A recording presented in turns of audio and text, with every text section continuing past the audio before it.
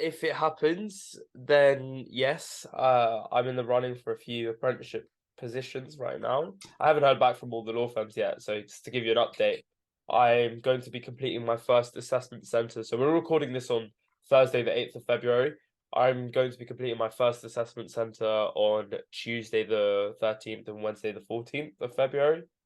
So I'm really looking forward to seeing if I can get a spot and if I've got what it takes. If I am earning money, it's not necessarily the fact that I'm, getting income streams. It's more just the fact of this is going to provide me more and more resources to make mine and those around me, our lives better. Um, Either through, just experiences or, different things that we can do in our lives. I'm looking forward to the side benefits of earning, but actually the work that comes into earning money. So, putting in that time to learn about law, to learn about career paths, to actually learn about being a good lawyer and what it takes in such an ever-changing environment. So I guess it's that hard work and grit which I think I'm looking forward to putting in. What about Yeah, yourself?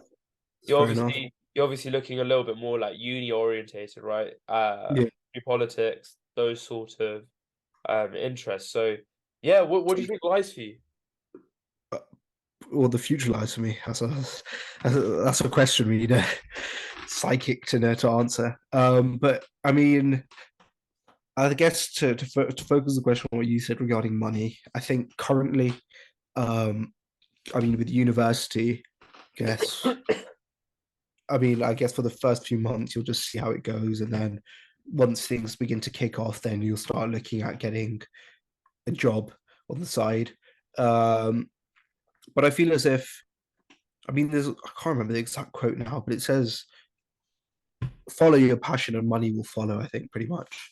And that's what I'm trying to achieve. How I'm going to achieve that, I don't know. What my passion is really, I don't know. I mean, currently I'm looking at a law conversion after university, but still I chose history so that we can so that I can create more options for myself. And so in that sense, yeah, I'm not particularly focused, if that makes sense, because I just want to keep my doors open and go down as many avenues as possible, or Yeah. find or choose an avenue basically I can go down. Nice, nice, nice, nice. Um, I think actually touching upon actually this point of where you want to go and actually keeping your doors really open. It's an important point to stress about keeping updated with what's going on in the world, because if anything, it will just then sharpen those interests of yours. And for all of you out there, if you haven't got a passion or a direct passion that you want to follow, that's completely fine. I don't think we're advocating for narrowing down. I think that's one of the things that we don't like about this education system, as you correctly pointed out previously. It's more just the fact of to be able to find that passion, which I think will benefit anyone in the long run. It's the importance of staying updated, keeping up. And look, we're politics students, so we'll say the news, but actually anything to do with whatever hobby you like, because the news will have something for it. So actually being commercially aware to use that term, but in whatever hobbies and interests that you have. Yeah, it's the simplest things, even things like football, just keeping Yeah, up to date with what's going yeah. on. Like if you like Man United, you I feel can bad for follow you. Man United. Pardon? I feel bad for you if you like them. I don't. I feel happy that you like them. It's better than being a City fan. Mm, Um, mm. it's true though. Let's be honest here. No, no, no. But yeah, being a Man United fan, watching Garnacho score 2 goals at the last game it's just a sensational experience. Right. But yeah, no, keeping up to date is really important. So I guess like, moving on from our conversation about, where we want to go, what's been in the news recently that's actually really intrigued you or made you go like, oh wow, this is happening. This is kind of cool. So well, when we're recording tonight on the 8th of February, I believe Tucker Carlson is talking. to Vladimir Putin at 2300 GMT. And I think that's something that's quite interesting. I mean, Tucker Carlson previously has said, I mean, he said he's not rooting for either Ukraine or Russia. He's rooting for America. He's a very and for those who don't know who Tucker Carlson is, he's a very popular now independent journalist who used to have a program on, I believe, Fox News. And he's quite a polarizing figure, not just amongst Americans, but amongst the rest of the world, and has extremely strong beliefs on things like gun rights and abortion and stuff, and is quite chummy with Trump. But yeah, so Tucker Carlson tonight, as we record this, is having an interview with Vladimir Putin. And yeah, I think it's very interesting. I think one of the things that we talked about previously and that you just mentioned is just keeping those options open, finding your passions. And I think though you may not agree with him on everything, you got to still listen to both sides of the argument before you make a decision. You got to listen to both sides of the story before you come to a conclusion. And I think that's really important. So I guess I am looking forward to it. I think it will be interesting because this is the first time a Western journalist has interviewed Putin since the war with Ukraine has begun.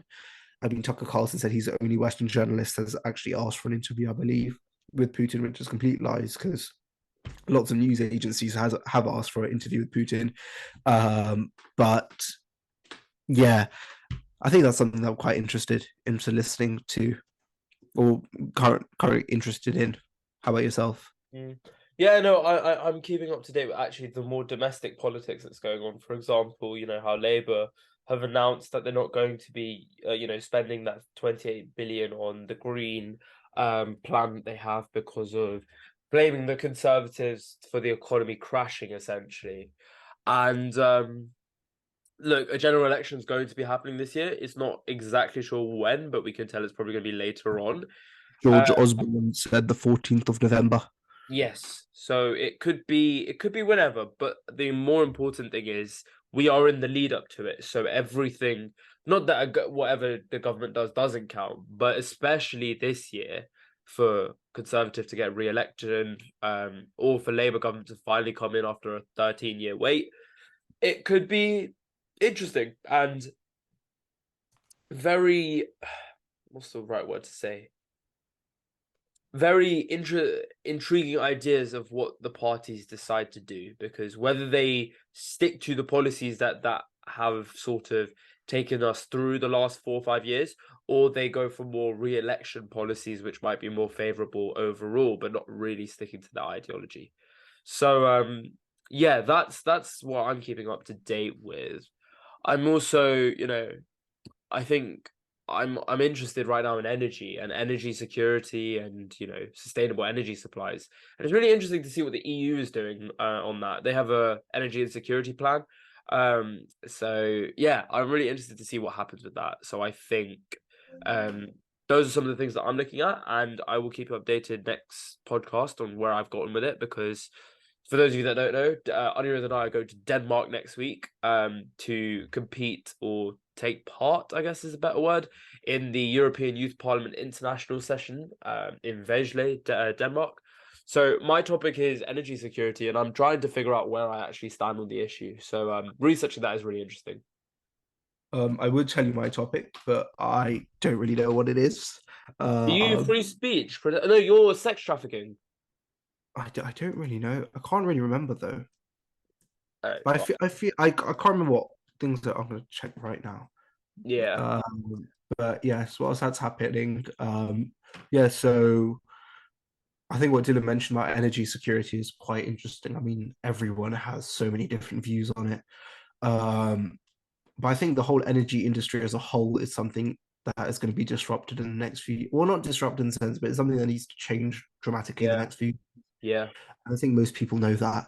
I mean, but I think any industry to do with energy needs to change, like oil industry, cars. I mean, Tesla, I believe, will no longer be the fastest growing car brand. I think Toyota is. Yeah, If you, Toyota have moved into the electric vehicle market, and they're planning to expand into China's markets as well as Japan's to sell these. So they obviously have experience in China and Japan, so it should be quite interesting to see what happens. But yeah, Karen. I just found out what thing I'm doing, and it's about Italy's recent laws removing same-sex couples' names from children's birth certificates, Right. raise concerns about limited rights and legal authorization for non-biological parents in same-sex families.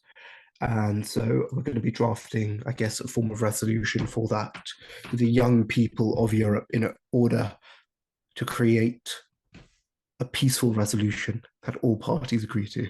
Hmm. Um, but yeah, so that's what I'm going to be doing. And but yeah, you're talking about Toyota. Sorry, continue. Yeah. So within energy, actually, a lot of the companies now are moving towards one implementing environmental management systems within their offices. So a lot of law firms have been doing that. So I've been doing a lot of due diligence, obviously researching the firms that I'm applying to, and actually the clients that they're advising on.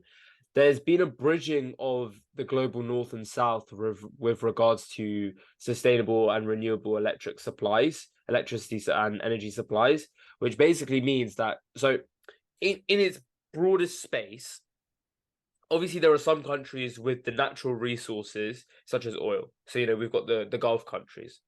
There are also countries with large bodies of water reserves that they only have access to or that are untapped, or they have specific access to sunlight, which means they can convert that into energy. So those countries are not obviously all around the world. So the other countries that don't have access to that, for example, the UK only really has access to wind energy. We don't really have that much access to hydro energy, or solar energy. So we need to get it from some other place. So actually, a lot of deals are happening between countries within companies within different countries and states themselves to try and find a solution of achieving a situation where everyone has access to renewable energy. But the main thing is trying to keep the cost down, especially because of the backlash of COVID and the cost of living crisis which is endued. So yeah, it's definitely something to watch on for, and it's really interesting and dynamic situations. So yeah, that's definitely where my interests are lying. So yeah, Yeah, hopefully it gives that's you a very bit of cool. a broader aspect of to what energy security really is. Yeah, that's very cool. I think on today's podcast we touched on quite a few topics today, Yeah, haven't we? yeah. And I mean, we started off. How do you even begin this podcast now? We started off talking about our plans for the future. And Dylan's now going to be talking about how we're going to save the world in the next podcast and his plan on creating a safer world regarding energy security. And And Aniruddh is going to talk about the history of energy security because he's going to become a historian. yeah, I'll pass on that one. Uh, but yeah, so Dylan's going to come up with the solution or his favorite solution for next time. That is me submitting my student inbox query to you for next time. Dylan, how do you think you could solve it? Um, and with that, I think that concludes this week's podcast. Thank you very Yeah. much for listening.